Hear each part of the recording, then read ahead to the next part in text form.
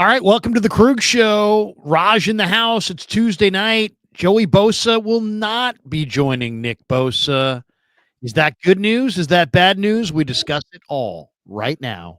It's the Krug Show.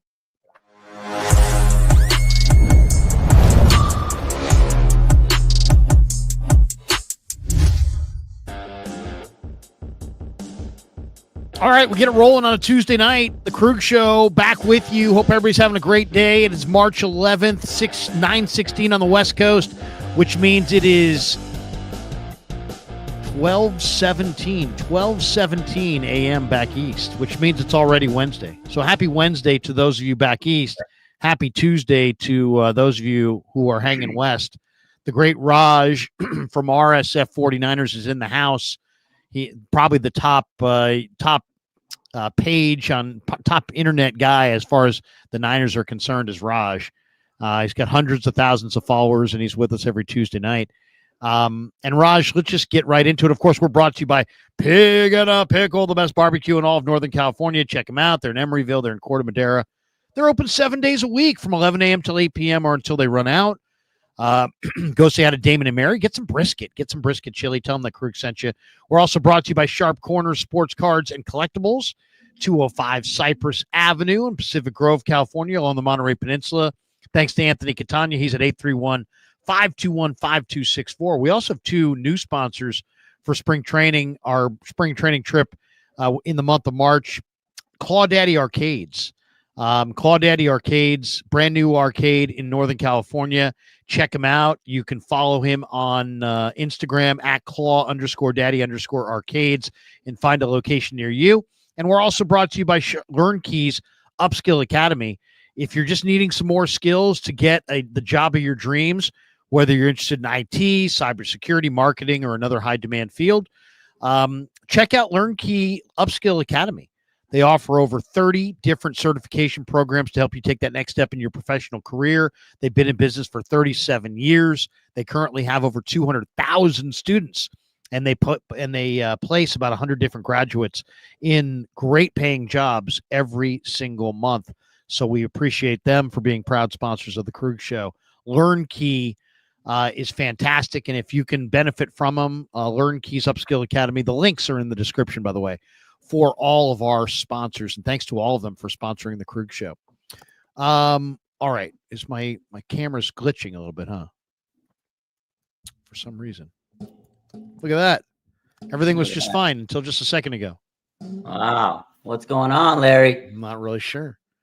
We'll have to all make the sponsors, they need to pay you. They're not paying you enough. Give me 30 seconds. I'll reset the camera. Hold on. Oh my God, Larry's crashing out, guys. Let's wait and. Oh my God.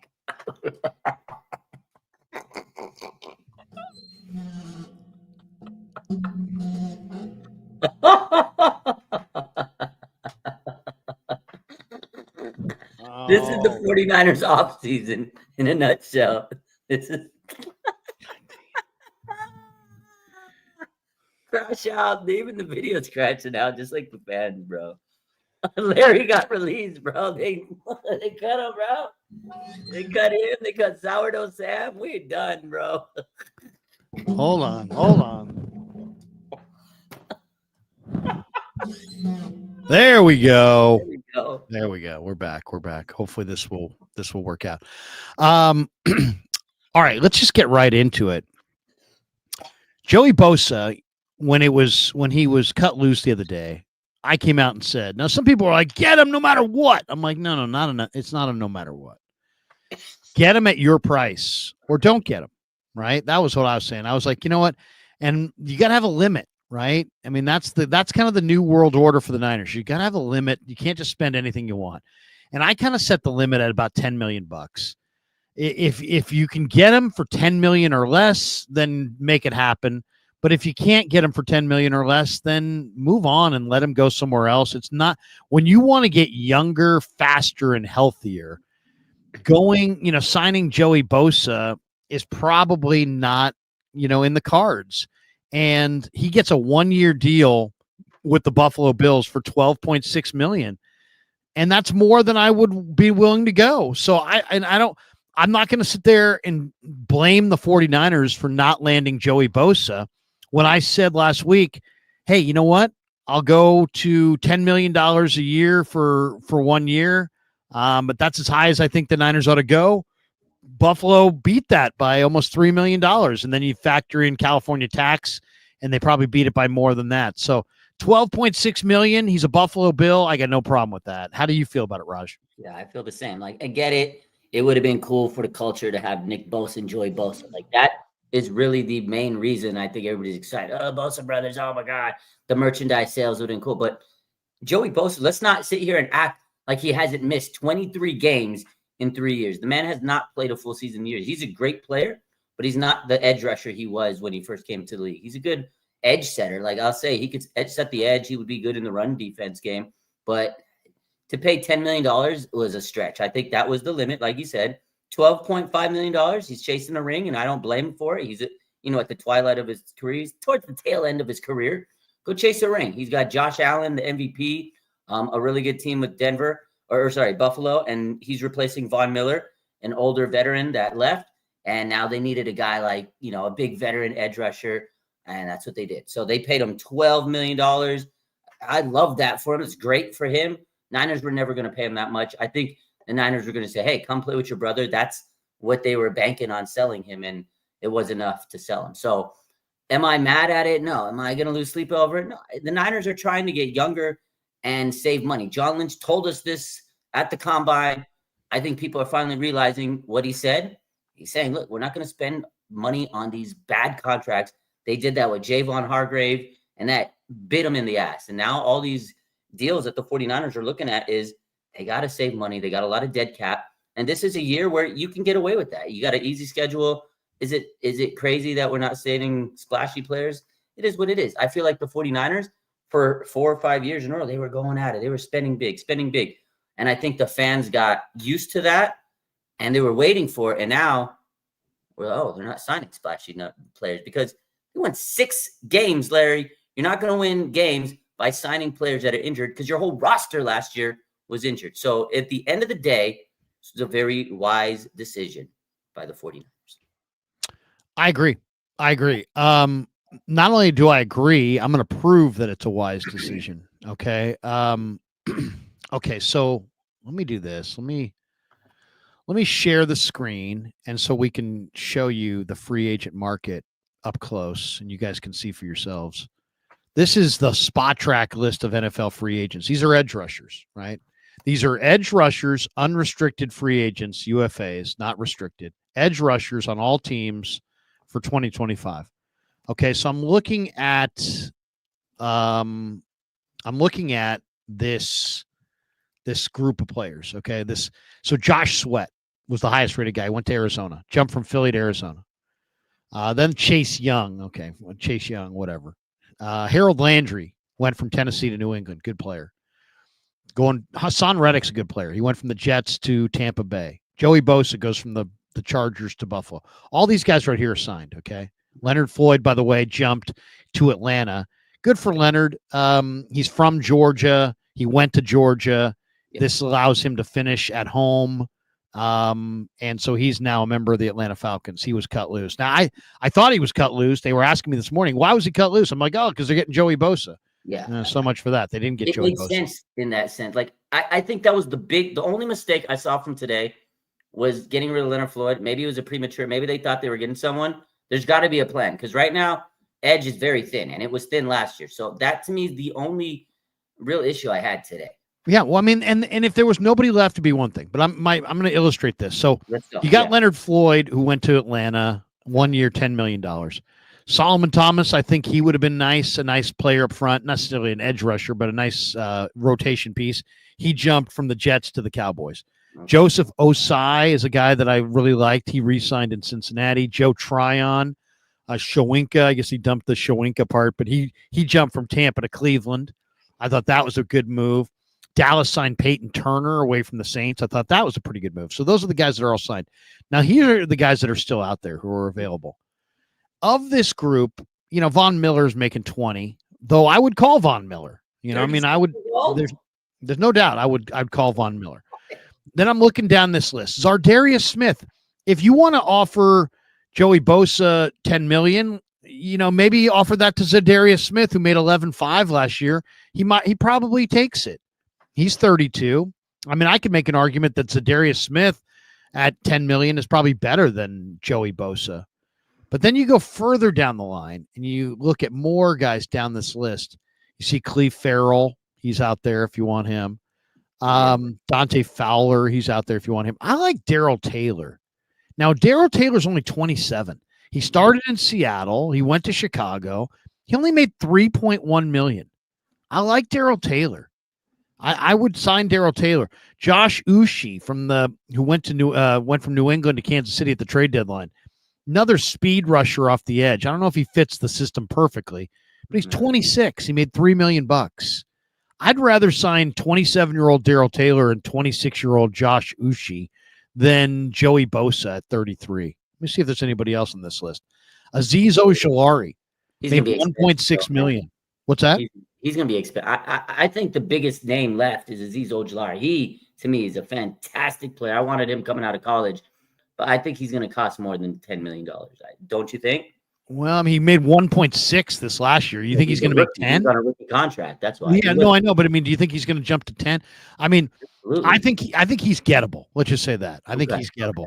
Okay. So, Travis Gibson was in Seattle, the former Bear. He's kind of a big body defensive end that fits the Niners style. I could see him.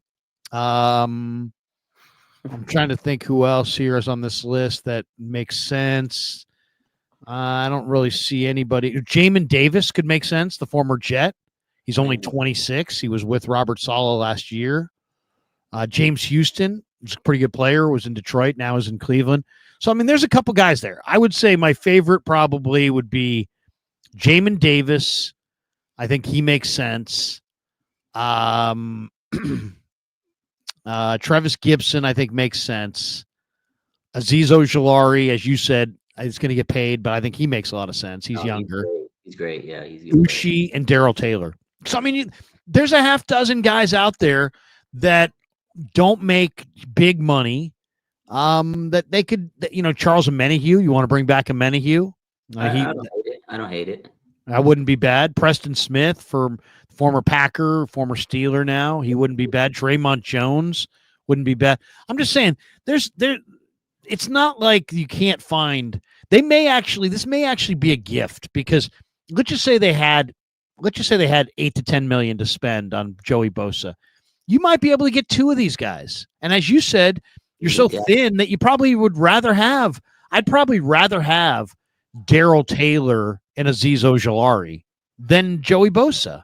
Oh yeah, if I could make it happen. I don't know if the Niners can get it done, but I mean, I would gladly take, Azeez Ojulari and Darrell Taylor, or Josh Uche and Darrell Taylor, or Dante Fowler and Darrell Taylor, or something like that. I mean, they might want to. I think they might prefer to go 2 for 1. Yeah, you might. You're right, because again, you need depth. You got a great defensive line coach, right? You got best in the business, so whoever you bring over, you can make them better than they ever have been. Like, that's the thing. 49ers have turned a lot of defensive linemen into solid players that got contracts that were big after they left here. Right? Kerry Hyder had a resurgence, or he became relevant when he came to the Niners. Who's the other guy? He went to the Jaguars, got paid a lot. Arden Key. Charles Omenihu, we mentioned. There's a lot of players that came to the 49ers who were kind of relatively nobodies on the D-line, and they turned them into something pretty decent. So they got paid after they left us. So, yeah, you could go get some of those unknown guys. The 49ers could turn them into something. They need depth because right now you have Drake Jackson and his bum knee. I don't even know if he's going to play this year. Robert Beal, he's not great. I'll give you one guy. That they have that nobody's banking on that's a good player. Teron Jackson, who they got at the end of the year, who was in Philly, played at Coastal Carolina. I did an interview with him. This guy's a player. He's a good pass rusher. He's better than some of the guys they got. He's going to make a name for himself this summer. Remember that name, Teron Jackson. Okay. Just throwing it out there. I will remember the name. Like the other interesting kind of noteworthy news of the day. I mean, there's a bunch of things we're going to get to, but this one's also kind of interesting.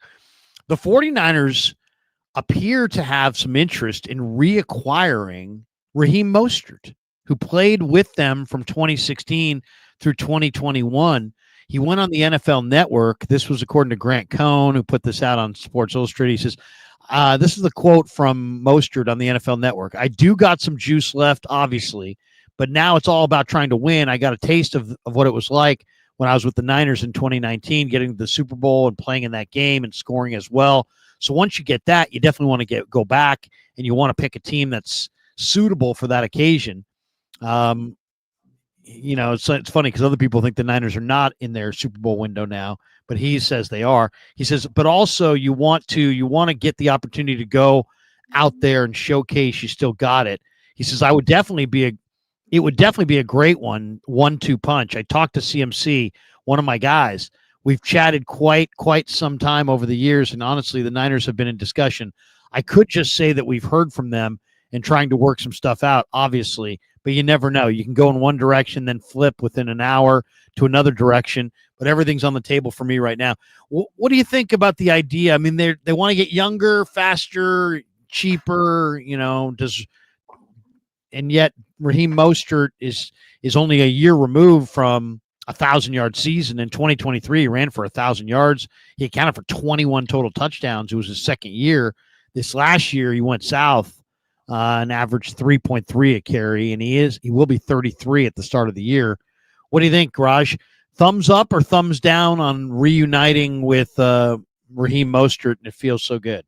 Yeah, he's a cool player. He was great with the Niners in 2019, Larry. It's 2025. You want to talk about washed up Raheem Mostert? I mean, I get it. He's probably had talks with them because the 49ers always keep in contact with former players because maybe down the line they can bring him in and he could be that depth piece or practice squad guy or somebody that they sign later in the season if they have injuries. The 49ers have a lot of running back injuries. They've done it with Matt Breida. They brought him back, right? And they had him on the roster for a little bit.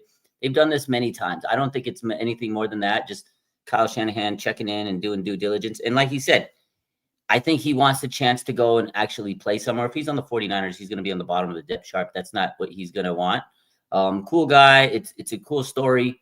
But a lot of the reports that have been out there, I feel like we're just getting gaslit, like if you look at all the people, these reporters and insiders say the 49ers keep an eye on, none of them signed with the Niners. Joey Bosa, Jonathan Allen, they said, Ashton Davis, DJ Reed, all these players were linked to the 49ers. Niners didn't go after anybody. So it's stories. It's the offseason. There's a lot of smoke. People that need, to write their articles and stuff. And it's cool. Like, it's cool to speculate. But I ultimately don't think he'd come to Niners. And I wouldn't want him on the Niners. The Niners want to get younger. How is signing Raheem Mostert getting you younger? You're not getting younger. They got also it's a great running back draft. I mean, it's an amazing great running backs. You can go get so many find people. a great running back in the draft. I mean, and you know what, Larry? Raheem Mostert was undrafted. Do you know how many 49er running backs have been found undrafted? Jordan Mason, Matt Breida, the list goes on and on. Jeff Wilson. They'll get an undrafted running back and turn him into a good player. I'm not worried about running back. This is a great running back draft. I mean, there's a guy named Taj Brooks who runs for Texas Tech, who's about 5'9", 230, but he just has such a great style of running, and he keeps those legs moving, got great contact balance. I love this player. He's probably going to be in the 5th round, maybe 6th, maybe 7th. Taj Brooks, remember that name. The Niners did actually add some players today, so why don't we talk about some of those guys? The first one was this morning where they signed Richie Grant. Now, I love this one. Now, I've had some Falcon fans reach out to me. Hey, I'm a Falcons fan, and believe me, he's nothing. It's like, all right, sorry. But I did see this player play before he was with the Falcons. He played at Central Florida, and he was a really good player in the draft. I really liked him in the draft, and he went in the 2nd round. He was a finalist his final year at University of Central Florida for the Jim Thorpe Award given to the nation's top defensive back. Wow. Got invited to the Senior Bowl. I really like this player. I think Richie Grant is a safety that can make the 49ers. I think they've flirted with the last couple of years with guys like Tayshaun Gibson and guys like that, but they were all guys that were kind of long in the tooth. This guy's still relatively young. He's physical. He can hit, and I think he's got enough coverage ability where he could play. If they want to go cover 3, he could play the field. You could have Mustafa play in the box. I think that's why they had to move on from Hufanga. Is I just don't think that Hufanga blended with Mustafa. I think they're both best at strong safety. Where I like Richie Grant as a free safety. I like him as a cover guy. He can still hit, but he can cover. So I think this is maybe the best pickup they've had so far, Richie Grant. What's your takeaway on Grant? I know you probably put some stuff out on him today. Yeah. No, I mean, at the end of the day, I see him more as a special teamer, but yeah, maybe he could come in and compete. The thing is, they needed another safety. They needed depth. I mean, last year, as you mentioned, they went out and they were looking at safeties. They had a market full of them, but they ultimately didn't make a move because they were on the fence of when Hufanga's coming back, and now they don't have to worry about that. He's gone, so they realized, I get some depth. But I still think that the 49ers are going to try to make it Jair Brown and Malik Mustafa. Jair Brown needs to get better. So maybe the DBs, because they signed another one today, are going to be able to compete and push him a little bit. And maybe Jair Brown saw these signings today. It's like, okay, I gotta kind of push myself so I don't get passed up from the guys they signed today. But Richie Grant, to me, more of a special teamer. He's a big time special team guy. I think all the players the 49ers signed today that we'll talk about are pretty much special teams because they had the last place unit in special teams. How many times did we curse at our TV and sit there and get so mad at special teams last year? Like, they cost the Niners many games. And I feel like, they got a new special teams coordinator, Brant Boyer, and I feel like their job today was, let's fix the unit. They put an emphasis. They didn't sign big splashy guys. They didn't sign players that are going to be breaking the bank because your special teams players are usually the more cheaper players. That's what they did today. They went out and signed a bunch of special teams guys. And I think it was a good move because literally they needed to fix the special team. So today was an emphasis on that. And I think that Grant is a guy that's going to come in and have a huge role on special teams. If I remember correctly, let me take a look at something. See, I like him more than that. I think like George Odom is a special teamer. I think this guy's more than a special teamer. George Odom's older, and he's been a great special teamer.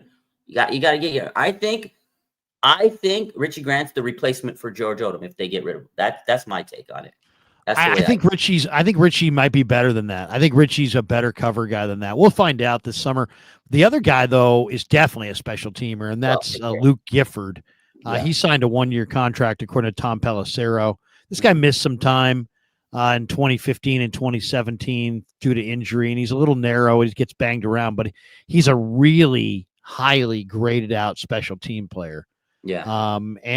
Brant Boyer is the new special teams coach, and this guy Gifford grew up in Lincoln, Nebraska. He was a dual threat quarterback and defensive back. He went to Southeast High School. Then he went to Nebraska, and he was a good player for Nebraska. And was honorable All Big Ten with 62 tackles his final year there, and was the team captain. So good special teamer. They added the tight end, who I think also is going to be a pretty good special teamer and a blocking tight end. So they're kind of useful pieces. Then now this afternoon, they also signed Jason Pinnock, the former Pitt Panther corner, who was with the New York Giants. And I like Pinnock. I think Pinnock's a solid veteran depth piece. Good size corner from Windsor, Connecticut, 6 feet, 205 pounds, super aggressive and smart, tough kid, first team all-state player in high school in Hartford. And then went to Pittsburgh and was a really good player at Pittsburgh. He doesn't run a crazy 40 time, but he's strong. He knows how to play. He's a physical specimen. He's got size. He's got length. He's got good athleticism, good man-to-man cover skills. I think this is a solid backup corner. I really do. But I mean, to me, this is a better version of what they've had the last couple of years with guys like Isaac Yadam, and I think Pinnock's a little bit younger, a little bit better player all around. He's 27 years old or 25 years old. Yeah, he's young. He had 5 forced fumbles. He's pretty good. The Niners didn't cause any turnovers. I'm not going to say this guy's going to start, but he could be in there, thrown in around, a few plays here and there, and he's got a knack for the ball. Also, another guy that could maybe be on special teams. But going back to Richie Grant, this is what I was going to say. Last year, he had 346 special team snaps. So that's why I see him maybe more in that special teams mix. But honestly, all the guys they signed today are good depth because they've lost a lot of players in depth. You're losing Yadam. You're losing Rocky Sin, most likely. You're replacing those depth guys because you're going to rely on your younger players, your new core, Malik Mustafa, Ronaldo Green. If anything happens to them, you need a guy that could step in. And absolutely, the guys they had today, they're veterans in the league. They can step in if needed. So I feel like that's what today was. Special teams, solid depth. You need 53 players on a roster, and that's what the 49ers did today. Were they splashy? No, but they were solid. I don't really have a problem with what the Niners have done. I've stated out to you and to others that I wanted them to re-sign Greenlaw. Okay. But I also said I want Greenlaw at a 1-year deal for more like, $8 to $10 million. He got a multi-year deal for like between 11 and $12 million. Yeah. So, I mean, he priced himself out. And to me, with the linebacker depth in this draft being so spectacular, I think the 49ers can rebuild. In fact, that would be one of the things. If you said, what are my goals for this draft? One of them is I really believe that you can rebuild this entire linebacking core on day 3 of the draft. I think there's that many good day 3 linebackers. Carson Bruner, Eugene Asante, Chandler Martin, Nick Martin, Teddy Buchanan from Cal. There's about 6 or 7 undersized linebackers who are really productive players who are all going to be there on day 3 of the draft. And some of these guys really have great workout numbers too, is in addition to great production. And they're all lined up to go round 5, round 6, round 7. And I think if the Niners want to, trade back, get a couple extra picks, I mean, you could rebuild your entire linebacking core on day 3 of this draft. I like it. I mean, it is. There's a lot of depth now. Kind of going off of that, I honestly feel like the only signing that kind of sucked that we didn't get back was Dre Greenlaw. I agree with that. He was great. We talked about a tone setter, but for him to get a 3-year deal, $35 million, it's crazy. If I'm him, I'm taking that, running with the money because he's coming off a major injury. No matter what you say, no matter what people think, the Niners did have to think about that. And what did they say? They got to get younger, and they've thrown a lot of money to players that did get hurt, and it's unfortunate. They had to make some decisions that were not probably fan friendly. But I love Greenlaw, but it's a risk. It was a risk, and the 49ers were probably willing to pay him a 1-year deal. To get a multi-year deal is fantastic in this league because you get the guaranteed money. So for him, it's great. And every player the 49ers lost, they got paid Aaron Banks, Larry, got paid $77 million. Jalen Moore, $30 million. He was a backup. Now he gets starter money. He's going to start. Like, man, what a game. What a season. What an amazing moment that was. All right. The Niners, that's not all the Niners did today. They also signed Demarcus Robinson, the former Ram. Yeah. And I kind of like this one. Now, this guy he was at Florida, was in Kansas City, came to the Rams. He's 6'1", a little bit over 200 pounds. If you look at his workout numbers, they don't say awesome, right? 4.59 is what he ran at the combine. 1.65 on a 10-yard split. 34.5-inch vertical. 10.3 on the broad's pretty good. 6.77 on the 3-cone's a good number. But he if you watch him, he's a downfield receiver. I mean, I don't have it in front of me here, but I can get it. The Niners played the Rams the first game of the year, the first Niner Ram game of the year. And if I remember correctly, the Rams won that game. They came from behind and won it 27-24. And in that game, they didn't have Puka Nacua and they didn't have Cooper Kupp, but they did have Tutu, who had 4 catches for 93 yards. And Demarcus Robinson also caught a 32-yard pass in that game. And he's a pretty good player. I mean, Demarcus Robinson is 30. He's not old. He's got good size. He's got, effective speed. He caught 7 balls against Philadelphia in the playoff game for 74 yards. Really showed up big in that playoff game. Caught 6 for 72 against Seattle. Caught 9 for 94 in an overtime game against Seattle earlier in the year. Solid receiver. He had 7 touchdowns this year, 505 yards. He was not, featured at all. But Demarcus Robinson's a quality NFL receiver that has some speed. I kind of like this one. I think this is a guy who could really help this wide receiver core. Yeah, he's under the radar type guy, 10 years in the league, so a little older, but he's a veteran. You needed a veteran. You got Brandon Aiyuk, who's going to be on the mend for a couple, who knows when he's coming back. So you needed a guy that can at least come in and help the team out a little bit. But the only downside to this guy is he's got a DUI. I don't know if he's going to serve any game suspension. The word is he might be suspended for a few games. We'll see how that gets taken care of. I don't know. That is an issue. You are going to miss some games, so I don't know how that's going to play out. But 505 yards, 7 touchdowns while being the third options on the Rams. I mean, there's days where he was, big target because Puka was out and Kupp was out. But solid guy. I think he's, not bad. I like this because you're going to put an emphasis on Ricky Pearsall. You're putting an emphasis on Jacob Cowing. These guys need to step up. And Juwan Jennings, we saw him last year. It was pretty much the wide receiver one for the 49ers. So was this a big-time splash signing? No, they needed a veteran. Mike Conley hasn't been re-signed, so maybe this guy can take that Mike Conley role in the roster. We'll see. They needed a veteran. They got one. I thought it was a solid move. It might be a low-key decent move, but he had some big catches last year. There's like a play where against the Eagles, he fought for the ball, mossed the ball. He had this crazy route against the Seahawks where he just slipped by the receiver or the cornerback. Nice little route. So he had some nice plays. He's a good guy. He knows the NFC West. But tell him to stay away from the sauce, Larry. That's all I got to say about it. Overall, what would you say to Niner fans who are like, you know what, the season's lost. Look at our roster. We have the worst roster of any team in the division. We're putting it all on the draft. We don't draft that well. The Niners are going to go through some lean years. Do you see that, or how do you put this? I mean, on one hand, I don't want to be like, oh my God, the sky's falling, because the draft is so deep.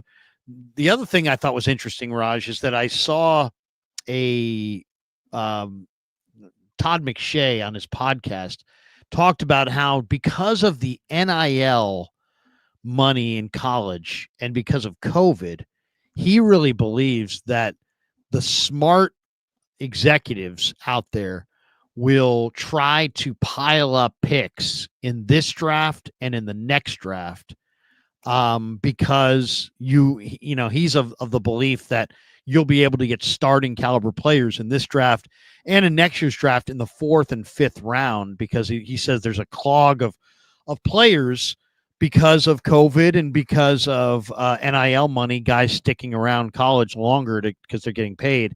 And he thinks the next 2 drafts, and the Niners, by the way, today it was announced they have 4 compensatory picks in this draft, and they've already maxed out their compensatory allotment for next year's draft. So they're maxed out as far as comp picks this year, next year. I wonder if that's just luck, or I wonder if that's by design. What do you think? It's probably by design. The Niners know the rules. They know how to get comp picks. I think we talked about this several weeks ago about like the minority coaches. They know, how the comp situation works. They let a lot of players walk. They got paid big time money. Again, you had players like Jalen Moore and Aaron Banks get crazy contracts, and that definitely will go into the comp pick strategy. And the 49ers, they, like you said, they maxed out this year. They maxed out next year. I think definitely the 49ers know that. And they knew that going into these next few years. They have a lot of money, a lot of dead cap. And Lynch said, we got to change our ways. We got to get younger. And I think that definitely means through the draft. They got to hit the draft well. Last year, they drafted great. Everybody trashed the Niners for drafting. I mean, I've been critical of myself, but if you really think about it, the 49ers last year's draft class was amazing. So if they can repeat what they did last year, we're good. And they're, again, building homegrown talent. That's what you got to do, because the 49ers, look at the players that they still have left. You still have Bosa, Fred Warner, George Kittle, Diamond Lenore. Those are homegrown players. Malik Mustafa, Renardo Green, players you drafted, Dominic Pooney. Those are built through the draft. And I think the Niners, they're trying to get back to that, philosophy. There was years where they just spent money, and now they know they can hit in the mid-round picks. They're so good at mid-round. Like, yes, there were times where they missed on a lot of draft picks, mid-round, early round, whatever. You're not going to hit on every draft pick. But I feel like the 49ers feel like they got a better read on these players coming out. Their scouting has gotten better. And last year, the criticism was, oh my God, you don't have Adam Peters. And this was probably their best draft class with the Lynch and Shanahan era, arguably. And they didn't have Adam Peters. So maybe they found a groove. And I think getting these draft picks is going to help this team because you don't have a lot of money to spend. As we've seen, they're not making splash moves. So now they absolutely have to dominate the draft in the next 2 years. And that's the key. It's either you hit the draft or you don't, and you're going to be paying for it. So critical season. And again, in a year where you have an easy schedule, this is the year to kind of take those changes, take those risks, retool a little bit, but you still have a very solid core of players. And for the people that are saying the 49ers are in the last play or the worst team in the NFC West, have you seen what the Seattle Seahawks have done? You got rid of Tyler Lockett. You got Sam Darnold as your starting quarterback, and DK Metcalf was traded to be the cash. He's going to be with George Pickens. Pickens and Metcalf are going to crash out all over the league. But the Seattle Seahawks, the point is, they have not done a good job in my eyes. So we'll see. Time will tell, Larry. If you type in to Twitter, Brandon Aiyuk, it comes up Brandon Aiyuk to Cleveland, Brandon Aiyuk Browns. Oh yeah, I saw that. A lot of so do you what's your thought on this? I mean, I'm convinced, man. I mean, you can't. I mean, I don't want to argue about it or anything, and I'm not. And it's not worth arguing about it. But I am convinced that John Lynch told us that he's going to trade Brandon Aiyuk, and it's just a matter of can they make a deal that is fair enough. That one, is there a team out there that likes Aiyuk enough? Two, is there a team out there that likes that can offer enough that the Niners feel like they can move on? But it definitely feels to me like they have told us they're moving on from Aiyuk for draft choices. And I could see a team like Cleveland, who's had a hard time getting wide receivers, and they've traded for hurt receivers before because they have a hard time acquiring them. They tried to acquire Aiyuk last year. What do you think of Aiyuk to the Browns? There's a lot of talk about, I've heard Aiyuk to the Browns for Greg Newsome and a third-round pick. I've heard Aiyuk to the Browns for Greg Newsome and a couple picks on day 3. I'm convinced that John Lynch has told us already that Aiyuk is gone. I don't believe he's coming back. But I don't. Otherwise, if he was coming back, why wouldn't you just say, you know what? We love our guy. He ain't going anywhere. Instead, he didn't say any of that, and he talked about all these other things. I think he's traded. I'm not sure where, but Cleveland makes sense to me. What do you think? Yeah, Cleveland's a franchise that would trade for a player that has a torn ACL, MCL, meniscus type injury. Cleveland's that franchise. They're historically a poverty franchise, so it makes sense. A week ago, I said, yeah, I think Brandon Aiyuk's going out. But and I know John Lynch said, hey, man, we're not going to sit here and play games. We are looking into considering it. You know, he didn't like the contract. I feel like the Brandon Aiyuk contract is one of the reasons they're in the situation there. It's not the only contract. There was several of them. But it was a bad contract. We all know the story. Kyle Shanahan, at the last second, saved the day for Brandon Aiyuk. He had a heart-to-heart with them, and he changed his mind, and he told them not to trade him. They were going to trade him. So I feel like the 49ers want to trade him. I feel like the reason they didn't come out and say, we love him, we want to keep him, is they're going to be honest. They tell us everything, you know, whether we want to believe it or not. They wanted to trade him, and they're telling the teams, like, hey, look, we're taking offers. If you can give us an offer, that's good. We'll take it. But at the same time, Larry, the money for trading him is crazy. Like the dead cap hit just doesn't make sense. They signed him last year. It's going to be hard to move him. I think the 49ers do want to get something because this year is going to be a wash for him. Who knows when he's coming back? When he does come back, he's going to need some time to get the rust off. It's going to be like Dre Greenlaw last year. He came in, he played a game or two, and he didn't get much out of him. I feel like that's going to happen for Brandon Aiyuk this year. You're not going to get much out of him. So if you can get something for him, it would be great. But the dead cap hit of trading Aiyuk, I feel like is going to really hurt them. So isn't it only $7 million this year? I think the dead cap hit is going to be bigger because you got to think about all the years that they've guaranteed him money, all the bonuses and all the extra money. So there's still I don't know the exact number, but I know the dead cap would be It'd I be mean, pretty crazy. isn't it kind of dead cap no matter what? Because if you're paying the guy, if you trade him, there's a dead cap hit. But if you have him on your roster and he can't play for you, that's essentially the same thing. I mean, you have, Yeah, I so mean, you're yeah, he's paying him sitting this there. year and he can't play for you. I'm Correct. just saying, I just think that it sounds to me like they are prioritizing the financial side, and they know that Ayuk, they didn't want to do the Ayuk deal. It's funny. John Middlecoff says, on Twitter, he says, not sure I can remember the 49ers regretting a contract faster and having it impact their entire business plan like Brandon Aiyuk. I agree. I mean, it was a major deal. They wait. I mean, it dragged out all off season. It was bad, and they were going to trade it. I mean, it was so dramatic last year, and then boom, he got hurt. I mean, obviously nobody expected that. That was a bad injury, but it hurt him because they could have traded him last year and avoided all this, and it really hurt them. And I think now looking back at it, the 49ers are saying, got to be a little smarter. We got to be smarter with our money. And yeah, of course, if you have him on the roster and he doesn't play, it's just as bad as not, trading him and having the dead cap. But at 77 million, if you add $20 million more to that, you're close to $100 million in dead cap. You got to be a little smarter at some point. I know it's going to be a wash this season. And I think that's what the point is, like you're saying, if they can get something for him, they will trade him. But how many teams are willing to trade for a player with a cooked knee, and who knows how he's going to be when he comes back? So they'd have to take a whole lot less. That's they all. would have to take a whole lot less. You're going to get like a very late round pick. That's why the rumor, Greg Newsome and the third round, this makes no sense to me. I think the 49ers ultimately, when it's all said and done, they won't get an offer and they're going to have to keep him and eat his contract. I think that's what it is. That's my prediction. There's an awful lot of talk about Browns and Patriots and Carolina and have an interest in Ayuk. I find it hard to believe that anybody would take that money, but we don't know how desperate some of these teams are to get a big-time receiver.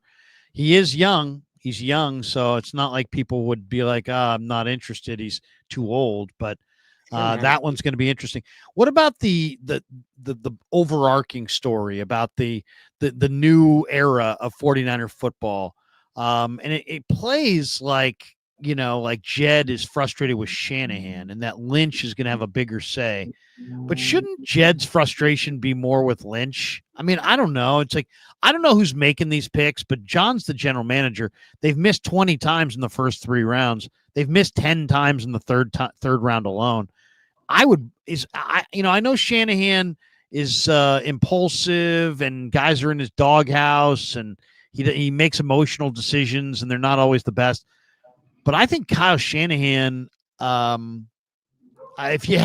I had to blame somebody, I mean, I would blame more the Niners striking out in the draft as why they're at where they're at more than an Ayuk contract or somebody being in Kyle's doghouse longer than they should have been. I mean, I don't know. What do you think of the reset? It seems like Kyle's getting blamed and Lynch is going to take on a greater responsibility, but isn't Lynch's record kind of spotty too? I think they're all to blame. I think it's not just one guy. I think everybody's to blame. Parag, Kyle, John, and I think the whole thing with Kyle is just needs to stick to being a coach. And I feel like Kyle's kind of taken that responsibility and he's kind of telling us he's accepted it because listen, he has a new offensive coordinator. He usually calls a play. Now I know he's still calling plays, but the fact that he's willing to get an offensive coordinator tells me that he's like, okay, I need some help out here. I can't do it all by myself. You got rid of Kyle Juszczyk. You get rid of Deebo Samuel. Those are 2 guys that were integral, big components to his offense. He might be changing it up.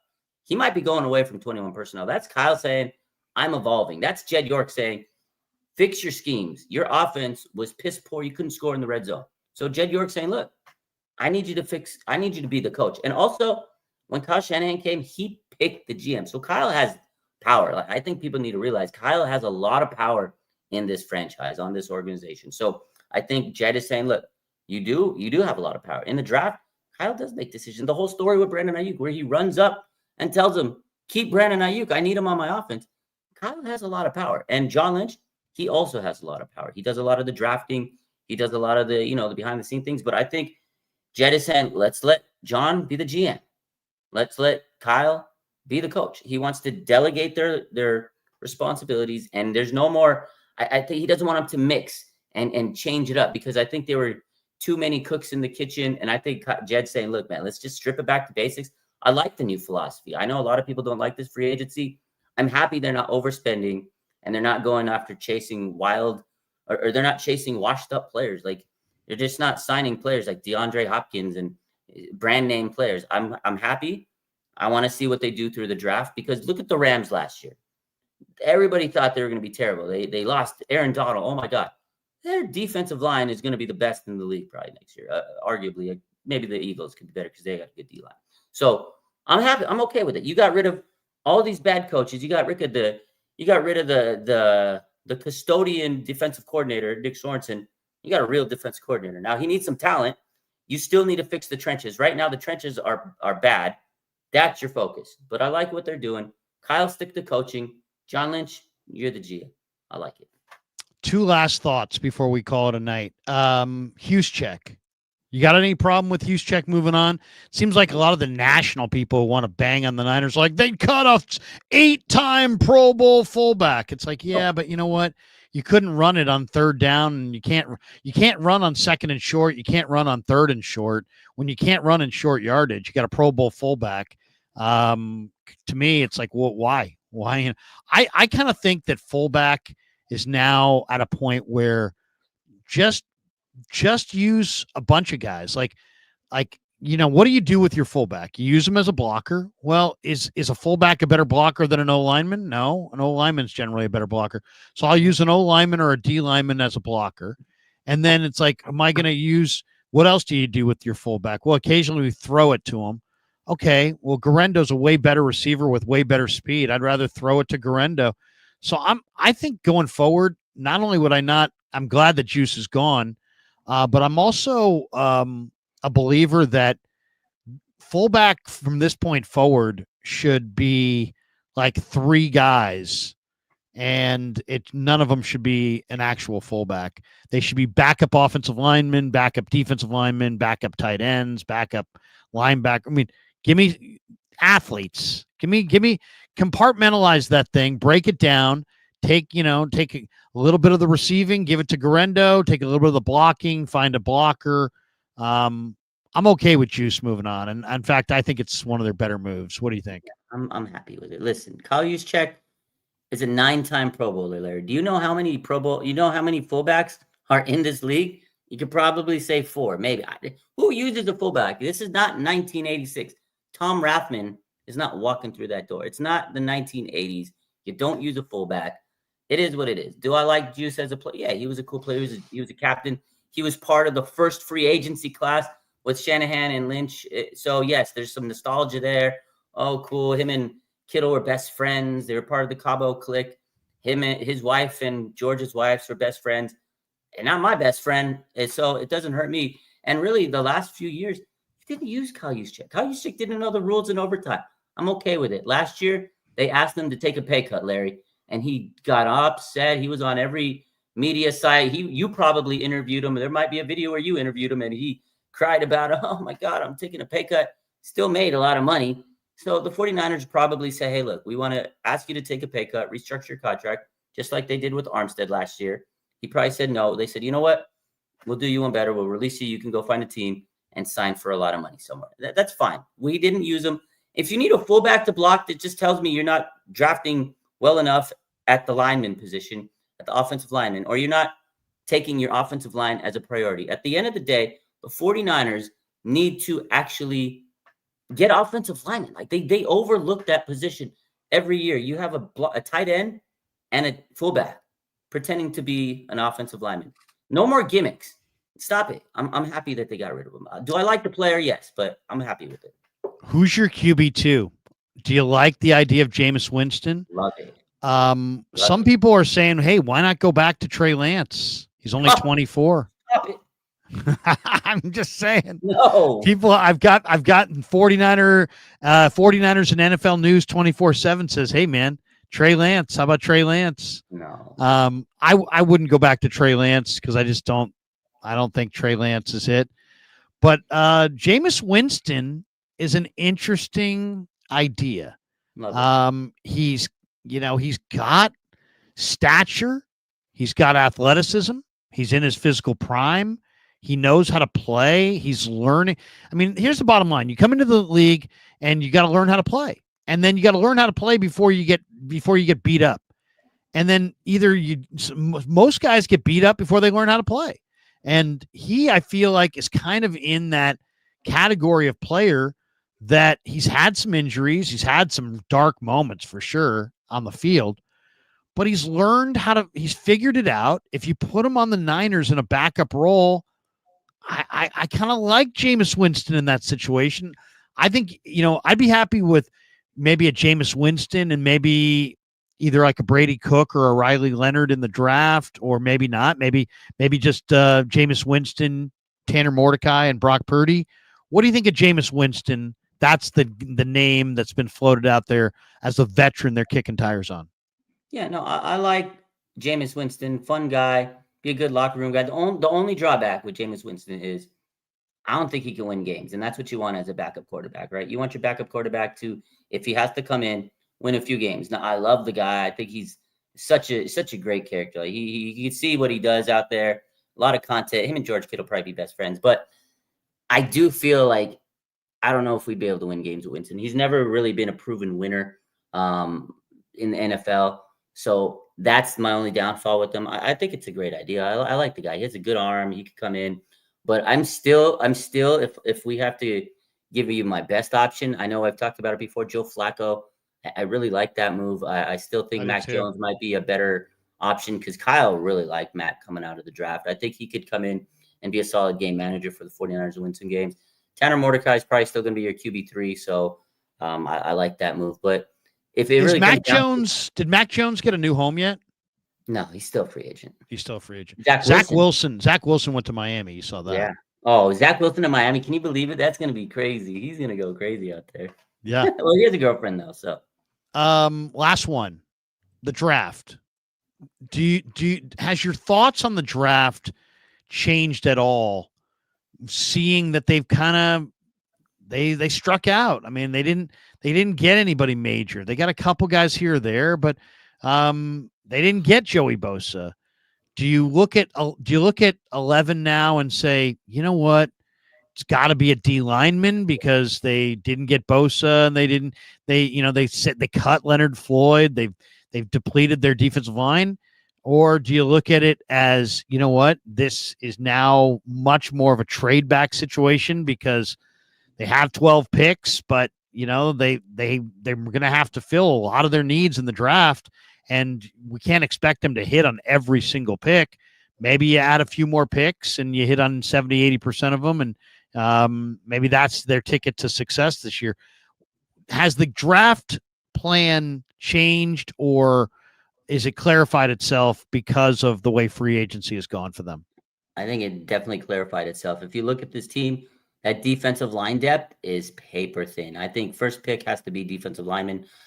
Second pick, you got to go O-line. You need to go first two picks, you got to hit it. Interior D-line or edge and offensive. You need to go trenches, man. Stack the trenches because right now, trenches are weak. And if you want to build a team to win and go far, you got to build the trenches. So to me, best available defensive lineman, best available offensive lineman, your first two picks. Your third pick, D-line, O-line. O-line, D-line, first three picks. That's what you got to do. Like, I know they can benefit. Who would you like to have at 11? I mean, do you have a thought? If Mason Graham's at 11, I think he'll be there. Yeah. Might be the guy. Mason Graham might be the guy. Or the cat from Mississippi, what's his name? Walter Nolan. Walter Nolan, yeah. If Walter Nolan's there, that one of those two guys would be fantastic. I mean, obviously, if there's a tackle like Will Campbell, Membu, I'd maybe take that, or the dude from Missouri, what's his name? Membu. Membu. Those are all solid. I'd be happy with any one of those four picks. To me, they got to get a great player. Yeah. Whoever's going to be a great player. I'd be fine with Malachi Starks or Jedi Barron, who are, Starks a great safety. Barron's a great corner. I'd be okay with that as long as, they came back in the next couple rounds. I think Olufemi Oladejo, I could see being their pick in round 2. They do have, a lot of, I don't know if Niner fans realize this, but the Niners have 3 picks, I believe, in the 7th, 2 picks in the 3rd, 2 picks in the 4th. Yeah. So they do have 4 picks there in the 3rd and 4th round. You could move around and add a few more picks too. I would trade back from 11 and see if I could get Walter Nolan at 15 or 16 and get some extra picks and start my draft that way. Okay. That's the way I would play it. Let's hit some supers and then we'll bolt for the door. We got Lou Sassol says, "Hey, here's a single." Thank you, Lou. Thank you. Miles May said, "Hey, here's 2. You think you think he was good? I'm better. I'm twice as good." Mark Graves is in the house. What's up, Mark? Good to see you the other day in Arizona. We saw Mark in Peoria for Giants Padres. Sat with them for a few innings. Mark says 49ers have become the Giants, losing free agents to other teams. Them's fighting words, Mark. I don't know if we can say the Niners become the Giants. That's bad. We're not losing any free agents. We weren't going to get them. I mean, who out of the free I've wanted Greenlaw back, but not at that dollar figure. I wanted Joey Bosa, but not at that dollar figure. I don't have a problem with any of the moves made thus far by the belt tightening 49ers, and I kind of like some of the additions. So I'm the wrong guy to bitch and complain. Plus, I don't bitch and complain on March 11th. If it's May 11th and they had a terrible draft, I'll be bitching. Yeah. Give me some time. Good call. Miles May, we got that. First off, love you, Larry. Second, Jed's a douche nozzle, and the Niners have thrown the season. Okay. There you go. Douche nozzle. Miles May, don't get cheated. Frank Tom Ocean, legend. Raj, what's up, Raj? LK, I think the organization ran this overhaul by all the vets on the team, or do you think? Probably not. I would say no. I'd be upset if I were Kittle or Warner. Oh, no. Come on, man. These guys are businessmen. These guys show up with briefcases and laptops. They understand this is a biz. The players understand the biz better than we do. They really do. Kittle was sad, though. If you saw his Instagram, him and Claire were sure. posting. I mean, that was their guy, but it is what I mean. You get it's like your best. It's like it's your brother. You know, you lose a guy. It's gonna be tough. It's gonna be tough. Yeah, I mean, also it reminds you of your own personal mortality in the game, right? We came in together. Oh, that means that's almost time for me to go, and it's like the whole thing. Pro football. The thing that sucks the most about pro football is how quickly the careers go by. It sucks for the players because they can't get leverage to get a better deal from the owners because they have to sacrifice their career to do so. Nobody wants to do that. But it also sucks because we don't get to enjoy these guys as much as we want. I thought we were going to get years and years and years of Willis and Bowman. 2 years later, it was all gone. It's amazing how fast. It's amazing what the destruction that the violence of this game does to these players' bodies. Miles May says, Larry, how long before Nick Bosa asks out? It's a matter of time. Watch. Trent should retire with his old ass. Okay. Miles May. I'm starting to like Miles May. Thomas Norton says, pig in a pickle. Thanks for making work fun. Thank you, Thomas. I'm glad that we're making work go by faster. Andre Hanna. Larry, what the fuck are the 49ers doing? How do you think the vets on this team will perceive this new youth movement for their morale to get up for the season? I really believe that the difference between the players that are departing and the players that will be coming in is not that significant. And I think the 49ers are going to be better than you think. And I think the veterans on the team are more open-minded because they understand how quickly it ends for a lot of these players. I'm sure there's probably some guys who are a little frustrated, but it's not like, oh man, yesterday they had an awesome shot to win the Super Bowl and today they have no shot. It's not like that. It's not getting rid of whatever. It's not like NBA or something where you get rid of Kevin Durant and you wind up with nobody. It's like, it's the let's just see until after the draft. Let's just say that. Claudaddy Arcades. What's up, Claudaddy? Says, should we entertain trading Bosa? If they have buyer's remorse with BA, then why not with Bosa? The juice hasn't been worth the squeeze, in my opinion. There's no question. Bosa is being paid like a megastar, and he's very good, but hasn't played like that megastar. What do you think, Raj? I mean, when it's easy, if you go up to Niner fans right now and say, hey, man, Niners should have traded Aiyuk last year, everybody would be like, yep. If you go up to Niner fans and say, yep, you know what? They should have traded Debo 2 years ago. Yeah. But if you go up to Niner fans and say, trade Nick Bosa, no. You go up to Niner fans and say, trade George Kittle, no. So isn't it just, it's like we want it all, right? The best players on our team, we want to keep them. The worst players and the oldest players and the broken down players, we want to get rid of them.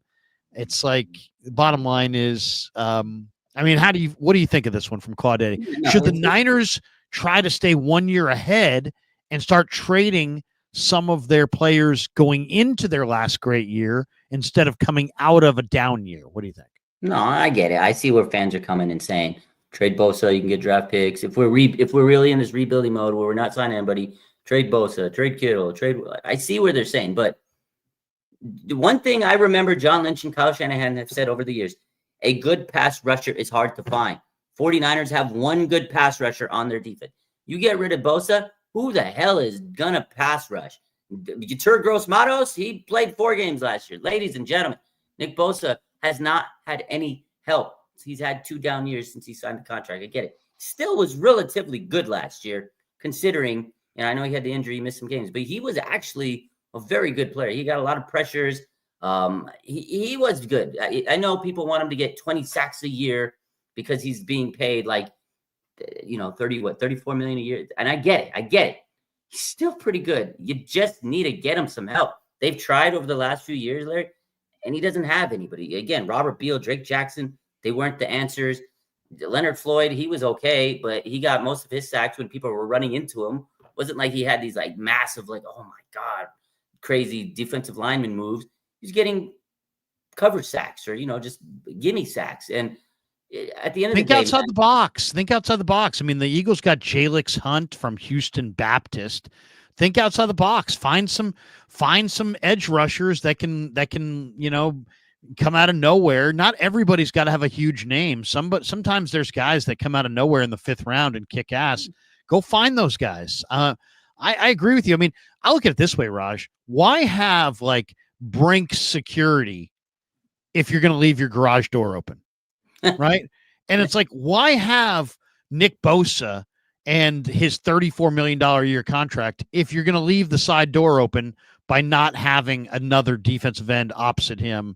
If you're just going to let the quarterback slide out the side door, then why am I paying Bosa so much damn money? I want to lock. If I'm going to pay Bosa that kind of money, I want to lock that side door. I want to make sure I've got a better defensive end opposite him. And I just think they haven't found that guy. And it's like, you're right. It's really hard to find these guys. Go find a couple guys. Find a couple guys. Darrell Taylor would be a decent option.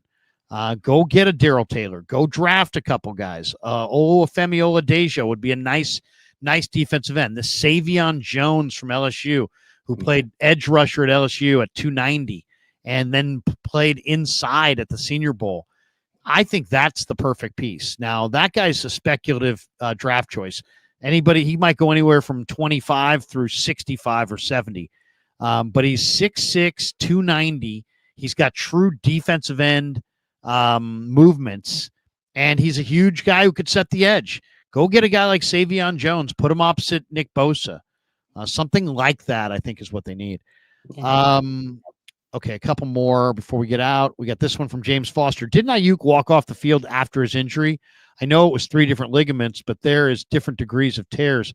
I think he will recover. He did walk off, but it was a full blown deal. ACL, MCL, meniscus. So, I mean, Raj, you're a physical therapist. You're not a doctor, but I mean, you're more of a doctor than I am. What the heck? I mean, what do you think? What's a reasonable expectation? I was saying November, maybe late November, like Thanksgiving. He heard it in week 7, I think, against Kansas City. When is Aiyuk going to be back, and will he be diminished, do you think? Yeah, I mean, you definitely would think he's going to be diminished coming off that injury. You don't know, mentally, is he going to be tentative to put weight through it and shift and cut and all that stuff? It's going to take him a few weeks to kind of knock the rust off. I would say the end of November, early December definitely is a good timetable. And to answer the question, he walked off the field. It's a lot of adrenaline at that moment. We saw a couple weeks ago, Kyrie Irving, he made some free throws, blew his ACL out, right? Sometimes the adrenaline takes over you and, you're not feeling the pain. Later on, I bet you Brandon Aiyuk felt every ounce of pain in that joint. I'm sure it was hurt, but they're also athletes. They're big, strong guys. They interact like it different. If I tore my ACL, MCL, meniscus, Larry, I probably wouldn't be walking on it. I'm not Well, I Brandon Aiyuk. mean, I think that I think a lot of guys. I mean, you've seen it before. Guys, they try to say, "I'm fine, I'm fine, I'm fine," Yeah. and then they try to walk it off, and then they realize, "Oh shit, I'm not fine. I'm not fine But at all." realistically, yeah, I think towards the end of the season, towards like the later part of the season, I would expect it. But again, you just never know how the knee's going to respond to coming back and taking all that pressure and weight bearing and cutting and everything. It's a very stressful amount of pressure that you're going to put on that knee, and trusting it is going to be very difficult for Brandon Aiyuk. But Claudaddy Arcade says, if Bosa was traded, what would be our compensation and who would fill the spot or maybe upgrade in the draft? Well, you wouldn't be upgrading. I mean, this guy's the second pick in the draft. I don't think you'd be upgrading. As far as what would your compensation be, it's really speculative. I would say probably multiple number ones, but I don't know who's looking for that player, and you'd have to, that there would have to be somebody who has multiple number ones that was super passionate about Nick Bosa. And getting him, and I don't know. It's first of all, I don't think it's going to happen. But second of all, it's hard to predict like what that value would really be. G Code Travels Vlog POV. Indiana Jones picked the right cup. Luke Farrell, hidden gem. We will look back on the signing with his impact, and I think the 49ers will draft over 13 and a half picks. Indiana Jones picked the right cup. Am I missing that? What am I? I missed the joke. I know I've watched Indiana Jones before, but a little too late to get the joke. I don't know. I wish I knew. I would like to know, but I don't know. Boxing fan ×4. You got to whip it out and show them who's bigger. Pause. Eat a W, Jameis Winston. What? Can you say pause, Larry? I need to say pause after. Just don't steal the crab legs. Isn't that? Didn't he have like a deal with crab legs? Crab legs, yeah. Carlo, no way Saleh knew his defense would be depleted like this. This D line is a joke right now. No way they hit on every draft pick. Who's still available? I mentioned Darrell Taylor because I think Darrell Taylor would be a good fit in this defense. There's a few guys available.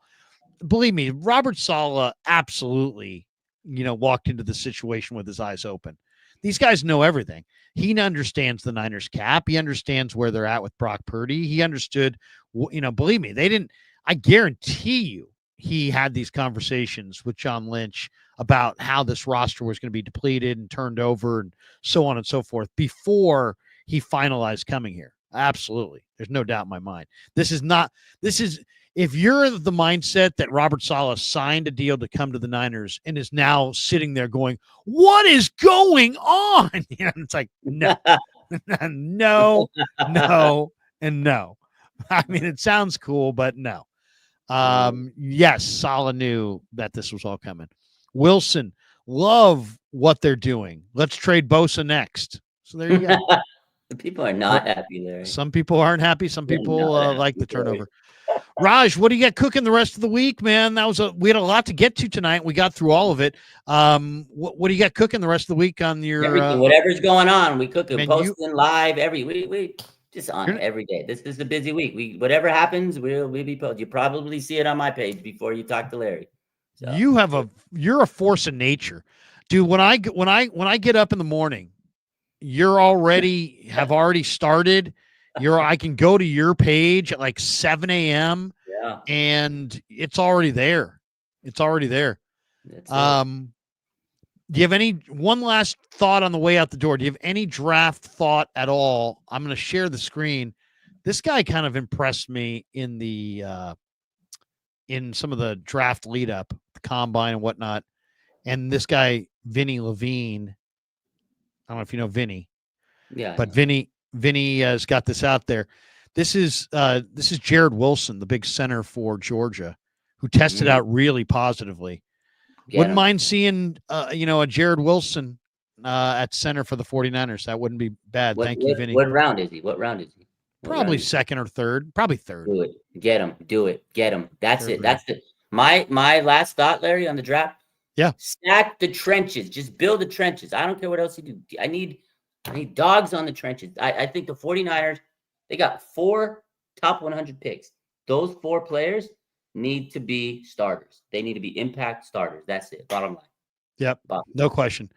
And I can go with one skill position group, but give me an O lineman, give me a D lineman, give me a pass rusher. If you want to go one skill position guy that you love, Travion Henderson or Quinshawn Judkins or a great tight end or, Isaiah Bond, you can take one shot that's not O-line, D-line, or pass rusher, but the rest of that thing's got to be O-line, D-line, pass rusher. And then day 3, linebackers, running backs, and D linemen on the last day. All right, that's going to do it for us. Thanks to Pig and a Pickle. Thanks to Claudaddy Arcades. Thanks to Sharp Corner Sports Cards and Collectibles. Thanks to LearnKey Upskill Academy. All the links are in the description for all of the sponsors. Thanks to Raj. Thanks to all of you. Have a great night. Peace. Yeah, never met a man I've been scared.